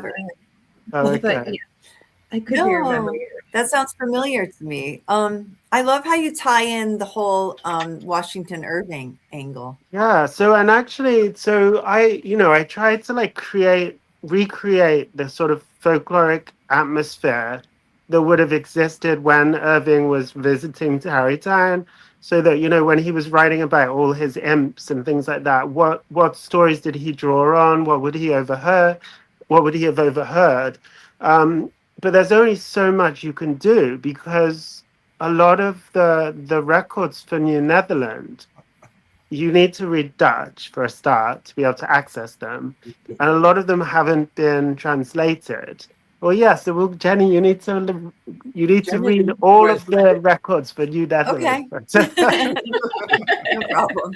I'll put you on it. Also, but I did just come across a book. Well, someone emailed me saying they'd read New York Fairies, and they recommended a book that's called The Dutch World of Washington Irving. It just came out, and that she gave me a lot more insight about some actual real stories from the Netherlands that were very similar to the ones that Washington Irving spoke about. And the other thing I realized I left out of the book, because Anthony mentioned Newburgh, I think, is it near Newburgh? There's this place called the Devil's Dance Chamber. It's on the west bank of the Hudson River. And I missed this. Sorry? I heard that. That sounds familiar. Yeah, well, I so I in feel like Dutch, I've heard that. Was it through you, Sam? Did you talk about that, Sam? I mean, we definitely have. So you even have crossover from Ghost to We Sleepy do. Hollow, and also Yeah. Okay. New York That's where I've heard Fairies. it. Okay. And yeah, so it probably was in that Yeah. in my book, and I but heard it has a Dutch name though. So I'm saying Devil's Dance Chamber, but in Dutch it's like Danskammer. Yeah, Comer's room. Like a room, chamber. Yeah. So Yeah. it's Devil's Dance Kammer, but so I guess Washington Irving said that the Peter Stuyvesant was sailing up the Hudson River and he saw some devils dancing on this rock that was extending into the Hudson River, and this author is basically saying that this is the imps again. It's the same as the Dunderberg imps. The imps Right. that lived on Dunderberg. He calls them devils, but you know that this often happens with fairies and dwarves and imps and things. They get called devils, but really they're not obviously devils. But and I find it really interesting. Like they get demonized. Some people demonize them. It's the wording that they use, and other people view them as helpers. So they have kind of been demonized through pop culture and through literature over the years, and especially the colonists. I think demonized the little people. Right. yeah, Yeah. I always heard the fairies were always like evil and they're not good. You know, that's one of the stories I heard. And Yeah, like chaos bringers. Yeah. yeah, Yeah, same. So Living I out mean, the chaos. Yeah. yeah. I mean, they really are. Like I think they would steal humans for hard labor. They would steal humans in order to impregnate people in order to have fairy babies. Really? Or they would steal women to be nurse. What's the word where you nurse Surrogate? another woman's baby? surrogate. Oh, like a surrogate? Yeah, like a surrogate. Yeah. Nursemaid, something like that. Yeah. Right. Yeah, Yeah. So Right. they really were quite horrible in folklore, I would say. Like, Woo. My cannoli. A cannoli. Uh-oh, there we is go. that you? There we go. All right, guys, I have to Okay, head great. out, but Andy, it was so great helping you out on the show. Thanks for coming in, Sam. Oh, Sam, it was so nice Everybody- to see you. It was Feel great. good. Thanks Pop for in, sharing Sam. that story of actually seeing a fairy. That's I know. fascinating. That is And I wish fascinating. I wish Weird that I would place. have taken a picture of it because I'm like Andy, I swear I saw it. And he's like, yeah, whatever, Sam. Like, I don't know how you can mistake it. My gosh. What are you gonna All tell right, us? Stay right there. I'm gonna smile. I got your picture. They're not gonna Exactly. stay- Yeah. That is like, All right. Time to get the camera out All there, Don. right, guys, have a good night. Guys, Bye, good Sam. night. Take Thank you, care. Sam. Thank you. Thanks See for you. stopping by. Oh, what a nice treat. Yeah. Yeah, yeah, that It's was always fun to good hear. to the see story. him. Yeah. Awesome. that was Especially from nice both that you sides. stopped by. I was going to ask you, speaking of Dutch, like, Uh-huh. what's the difference in the stories you've heard between like the Dutch from the Netherlands and like the Pennsylvania Dutch? To me, I call them Germans, like Pennsylvania Dutch, like, you know, Yeah. like I can't even understand it really. I can because it's sort of bastardized, but it's more German than Dutch to me. Yeah. They're not Dutch. The Pennsylvania No. Dutch are not Dutch. Germans. Okay, so that's good. Exactly. Okay. Deutschland. Yeah. Yeah, exactly. So the word Dutch years and years ago, I guess it referred to anyone who was the German-speaking people throughout Europe. So Right. when they came over, they called themselves Dutch because Germany Yeah, didn't exist when the Pennsylvania Dutch came here. It was exactly. so Oh, yeah. So what's the So difference in yeah, like the what's the stories difference? there versus, in New Netherland? Well, they're pretty Like the they're pretty similar. They they with New Netherland. Oh, you mean the difference between New Netherland and the right, Pennsylvania Dutch? like a Stuyvesant, like you were saying, or like a Okay, somebody well, that you so actually visited in Pennsylvania. yeah, so they're similar because yeah, like it's Germanic, isn't it? It's a Right. Germanic kind of background. So it does seem to be a lot of little people, a lot of dwarves. There seems to be two types of dwarves, I would say. One is the dwarf that lives in a mountain, um, and then one dwarf that lives in the woods. So the one who lives in the woods is sometimes associated with like healing power. So he'll give the ability to heal to people, or he'll give another power like the ability to hunt perfectly, if you encounter him. So this dwarf has been like described in different ways. Sometimes he's described as an old man with like gray skin, Huh. um, and then other times he's been seen in the woods, kind of, I don't know, almost like a wild man figure, a bit like a mini Bigfoot or something like that. Hmm. Um, That could be what you saw, Anthony. Like you Maybe, said. Who knows? maybe. You show him the picture and let's yeah, see what I I would want love to to see know that what your picture. I initial don't have it reaction is. downloaded And if on you're this, like, so I got to send it to you. But then the Dutch in the New Netherland, the actual Dutch, their stories do seem to be more about kabouters and kobolds and like dwarves that live in mountains, basically.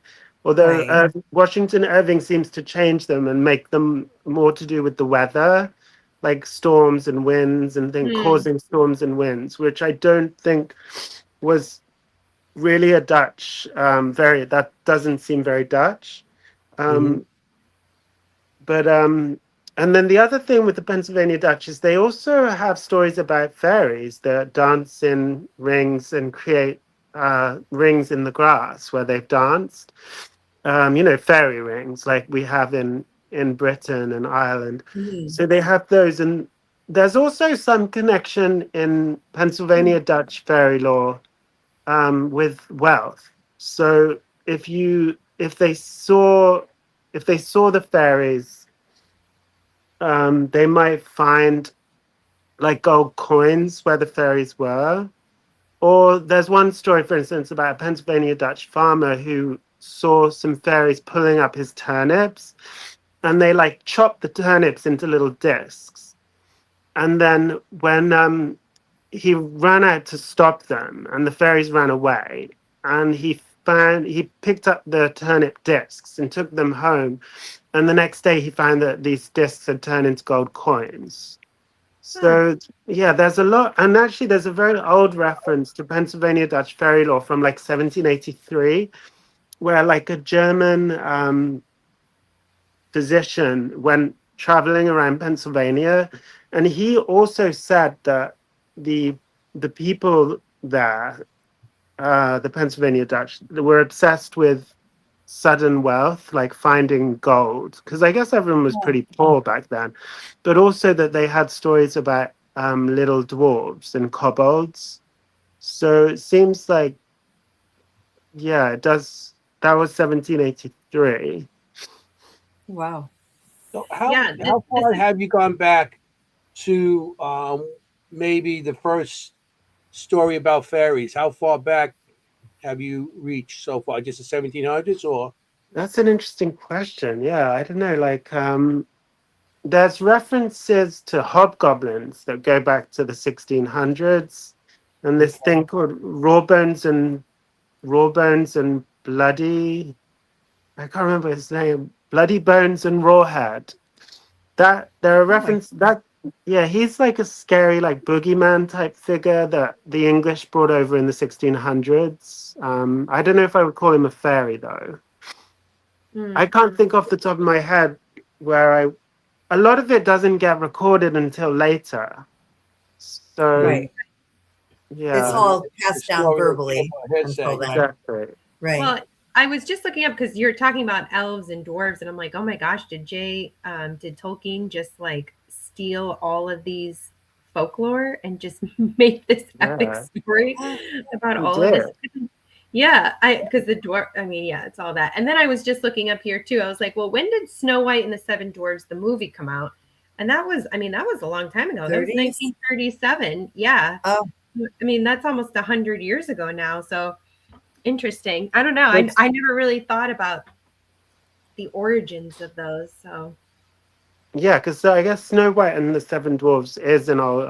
Is it German? Is German, it I a think. German Yeah. story? Yeah, I thought yeah, it it's would saying be. it's a German folktale from the Brothers Yeah. Grimm.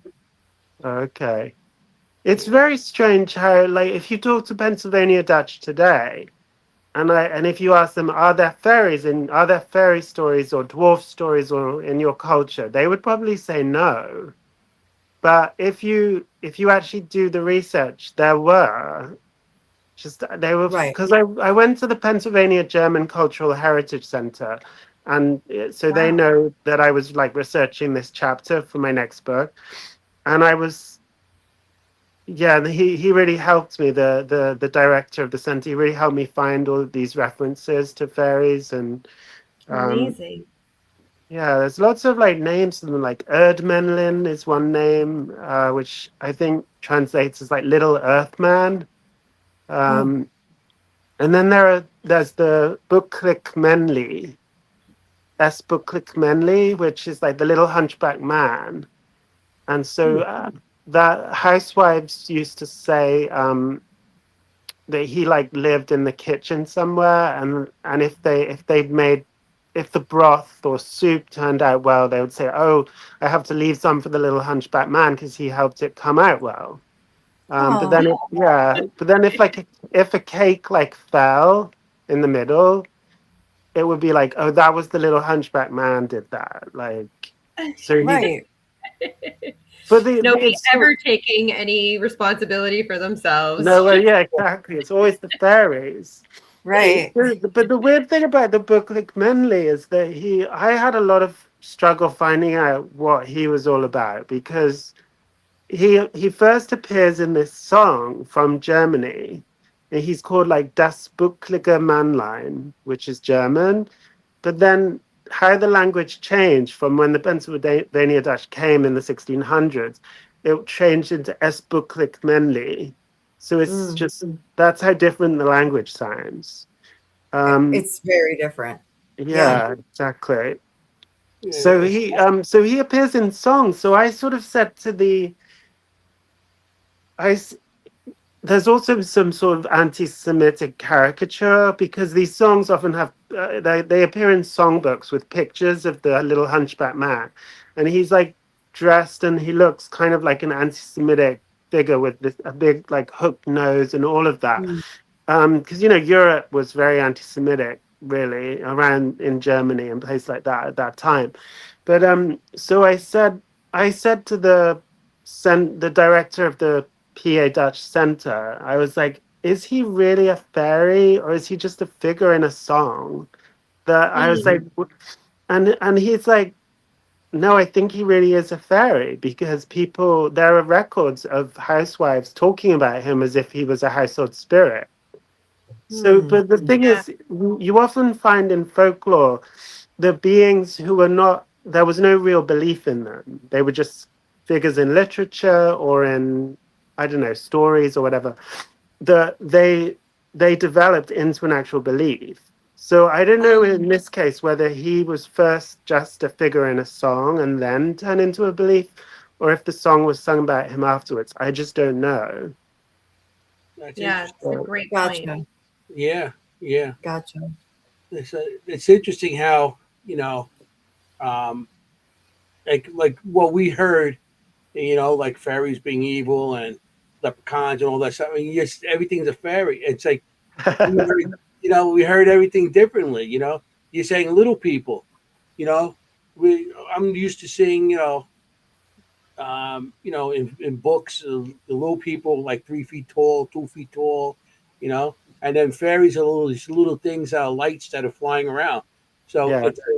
when you say little people, does the leprechaun that's a fairy too? Or is it? Well, so I guess I just use the word fairy as a catch-all. I mean, maybe it's not that accurate. Overall Maybe type? I don't want to. I guess maybe that could confuse some people actually, but like I just use it as a catch-all. But yeah, you're right. When I'm talking about the different things, I should probably say dwarf or little people or Right. I Yeah. guess Well, I'd use because yeah. what's that? They're all little people. Yeah, yeah. I They're would all think that's the little, catch-all, right? Like, got little Little spirits. people. yeah, Little Well, people. right, because fairies can be tall, can't they? Like the banshee is not yeah, little, Oh, no, well, No. yeah. I mean, she's usually no. smaller than the average person. is she? Yeah, I She's, guess. Like, yeah, she's usually, yeah, I guess. Not that I've seen one in Not that you've person, but heard the her. stories. Right, You may have. exactly. You never know. Yeah, not yet. I definitely did not want us to leave tonight without talking about these doll spirits from the Yeah. Lenape, uh, mostly because I have a unnatural aversion to dolls, and yeah, now I feel vindicated. yeah. You do. Yeah. She's like, nope, Anthony, listen nope. up. I think this is my like ancestral bone speaking as my fear of dolls. But Andrew, you want to tell us about these really cool doll spirits from the Lenape? Yeah. Well, yeah, so they apparently passed down these dolls in their family. Some families did. It was usually looked after by the women in the family and passed down through the maternal line. And they, so it's hard, obviously, when we're dealing with anything to do with Native American beliefs, it's hard to sort of um, we get people get reports obviously from white folklorists who went and interviewed them, and often they were Christians. So the reports Mm. of these dolls that we have, basically, the women would dress them up in all kinds of lovely clothing, and they would change the clothing once a year, and they would feed the doll. They would perform a dance for the doll, and they would sort of keep the doll wrapped up in like fine fabrics and things like that. Like a And then child. like a Yeah. child, yeah. And it was sort of, so they were sort of considered to be like keepers of health. So if you treated this doll well, it bestowed health, on the family. Mhm. And then but then there are these sorts of folk tales that became associated with the dolls about, how did this practice emerge? And so the stories are kind of scary. So it's like, a girl tried to get rid of her doll because she didn't want it anymore. And then she started having nightmares where the doll visited her and was like kind of trying to attack her. And then another story like about a boy who tried to get rid of one, and he went mad. He was like driven insane. So what I was kind of getting at with the whole where we learn about these stories is that like I think one description of a doll we have comes from a Christian missionary, and he describes it as like a horrible thing, and the family that gave it to him said that they wanted it gone, like they saw it as an idol by that point, because I suppose the Lenape had converted to Christianity. So they Mhm. wanted it gone. They thought, we'll give it to the missionary. And so it was his job to sort of destroy it. But I don't know. It's like just because at that point they did not want the doll anymore, Mhm. that doesn't mean that at one point in the past they really loved the doll, that Right. it was a spiritual practice, and they maybe felt very affectionate towards the doll, and they thought that, it was kind of a meaningful activity to have the dance and to dress it up. Mhm. So yeah, it was scary, but I guess the scariness comes partly through the Christian missionaries' description of it. Yeah, it kind of reminds me of the story you were just telling about the hunchback who was in the Yeah, kitchen. And if you don't, care for and respect and honor that yeah, entity or that spirit, then things will happen. It's kind of the same thing with this doll. Like you want to keep it clothed, happy, beautiful, yes. and feeding Right. it. And it's interesting, Andrew. I literally just read today another story. I don't know if you've heard this story. It's called Vasilisa. It's actually in the Russia? book called Women Who Run with Wolves. It's a Okay. story. She has a book of stories. And literally in this story, they are feeding the doll. This girl has a little doll in her pocket and she keeps it and feeds it. And it's like her Oh, intuition. It's from her mother. So mm. it was like another story. Gosh, it's an old Russian tale. Yeah. Russia. I have to look that up. That is very similar, isn't Yeah. I Yeah. was like, oh my gosh, I can't wait to share that. it? It's yeah.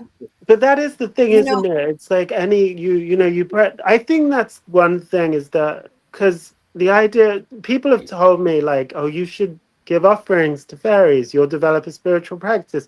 And I guess that is the fear. I feel like if you're gonna do it, if you're gonna do a spiritual practice, you have to commit to it. Because 100%. yeah, Yeah. because if And you yeah, don't, it's like I don't know. I don't want anything bad to happen.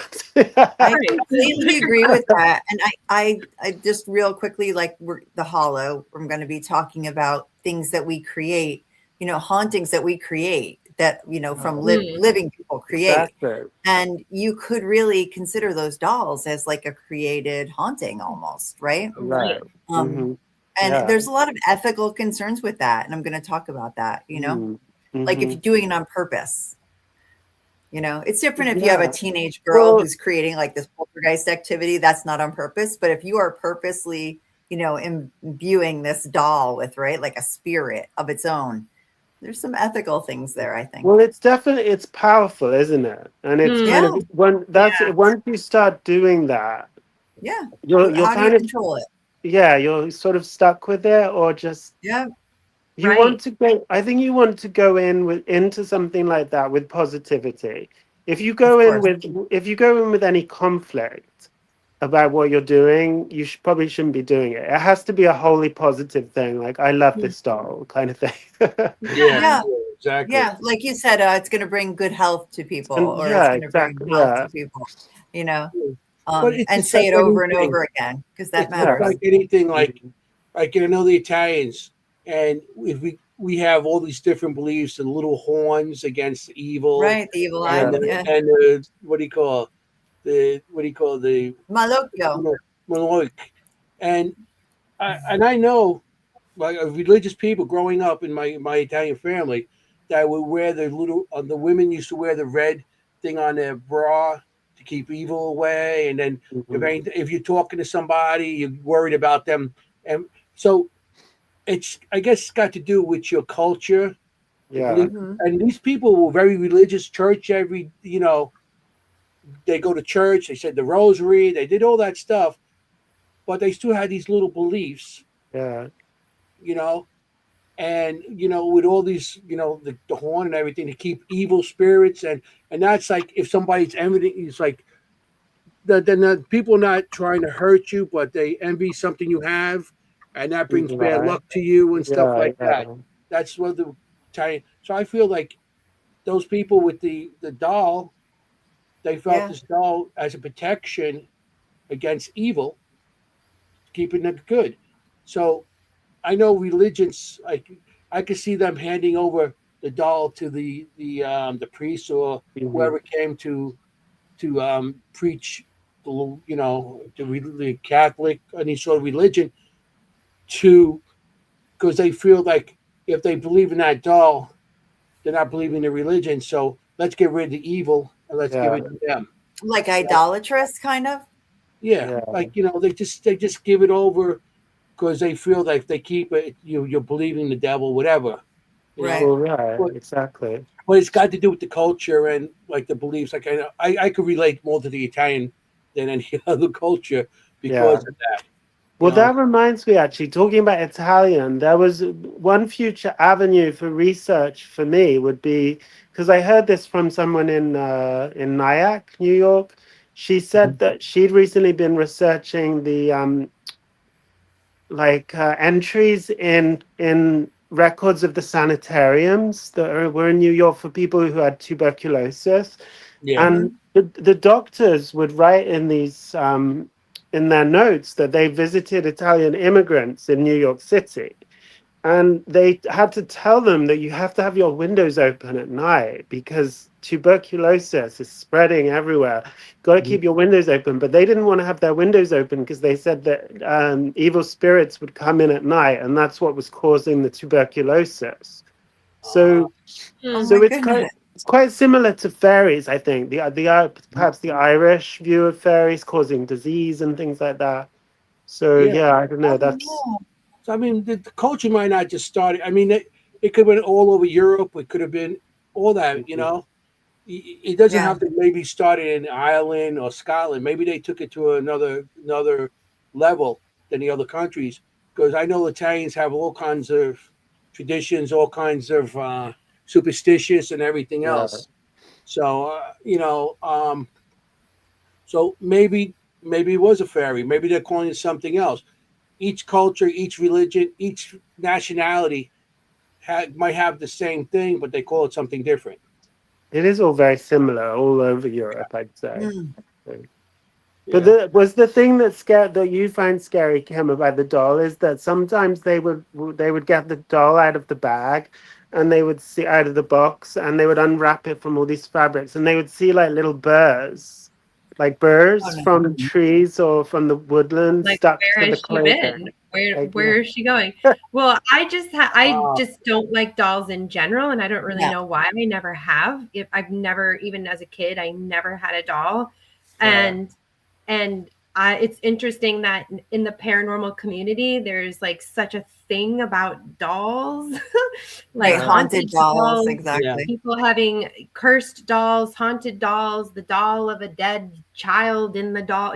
So Well, I was just so validating for me to be like, Uh, wow, there really is this very ancient practice from our land where we are, where I live here, Mhm. that has this kind of story and history about creating these dolls in effigy, but like really honoring right. these and creating them as like a child Mhm. that you care for.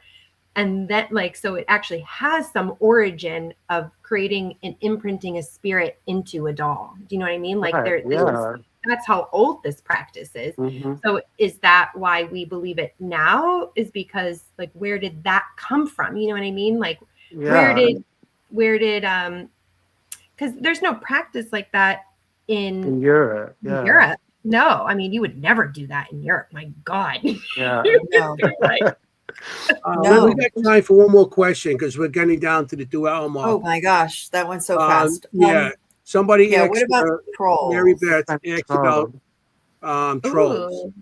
Well, yeah, I haven't really researched trolls much, but there is a troll story from Somerville, Massachusetts.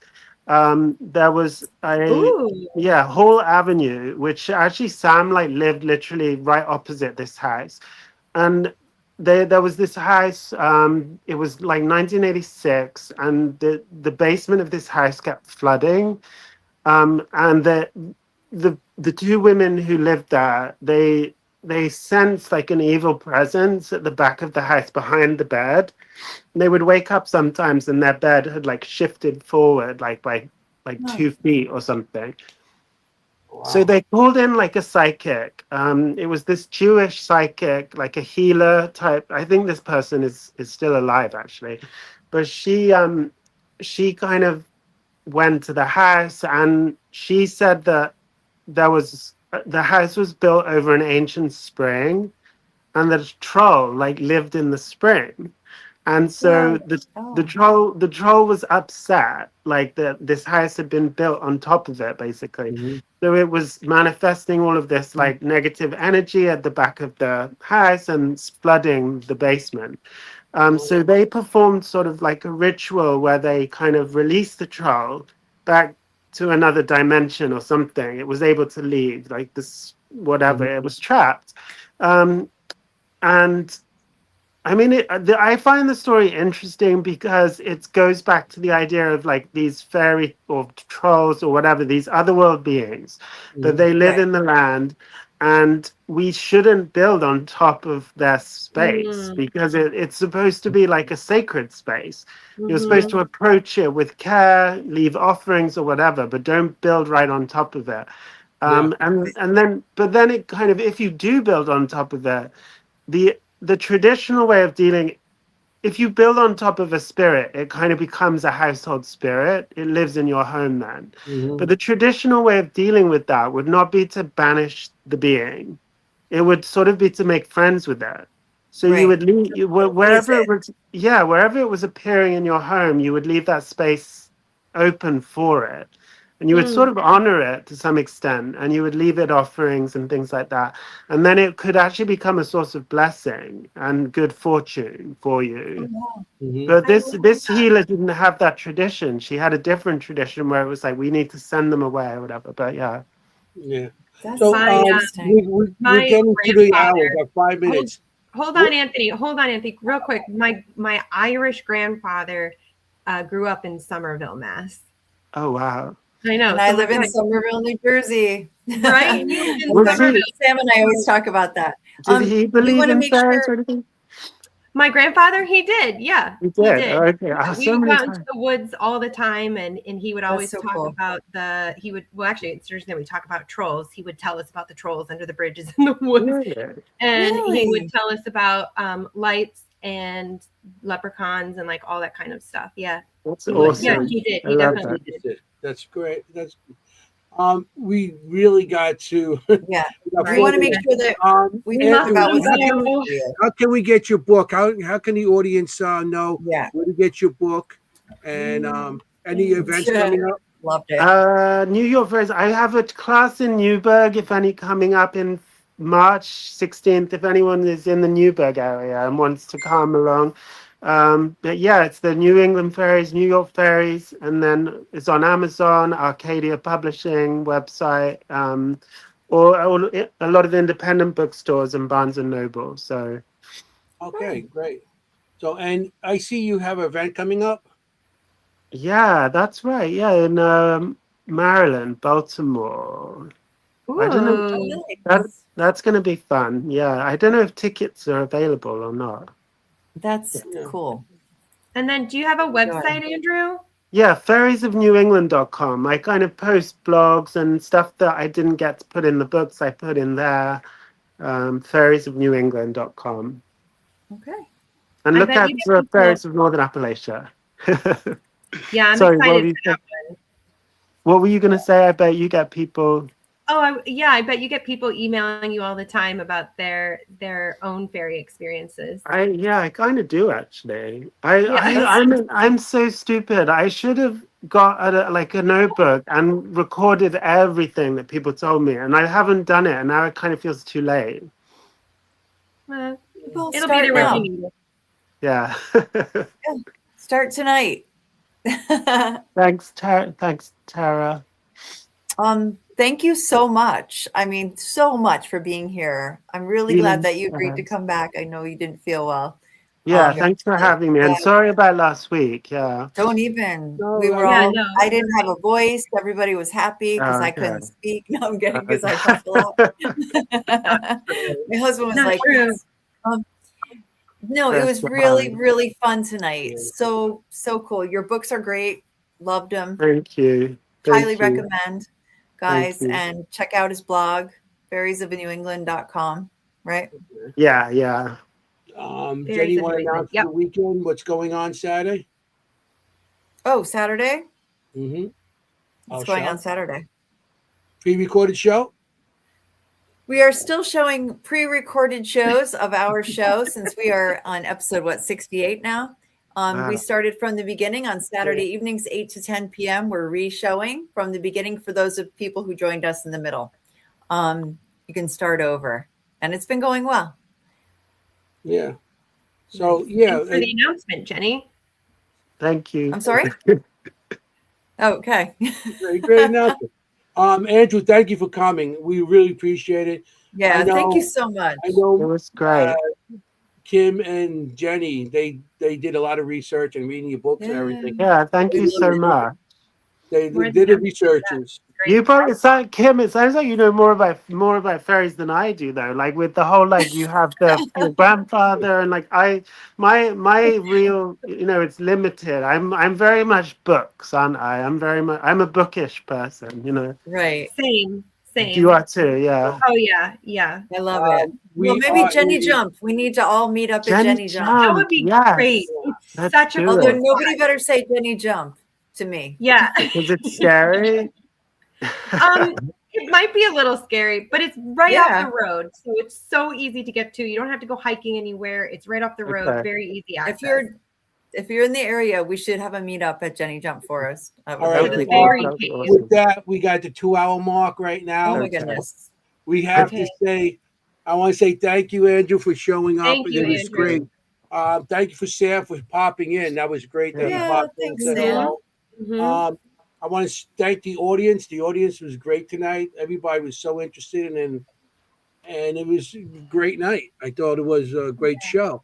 So we have to end the show sometime tonight. I'm sorry. No, I know. So I just want to let everybody know, if you want to go look for fairies or ghosts or anything, you got to be safe doing it because you want to look for ghosts or fairies or be a ghost, not be a ghost. I just screwed that one up. But you It's want okay. You don't want to be a ghost. you want to look for ghosts, not be a ghost. Okay. I want to thank everybody for showing tonight and hopefully stop by Saturday to see one of our past shows. Well, I think we're on show 4 now. So thank you and ciao. Good from night. me. Good night, everyone. Good Thanks night, for watching. everybody. Thank Thank you. you. Good night. Good night. Hey, how you doing?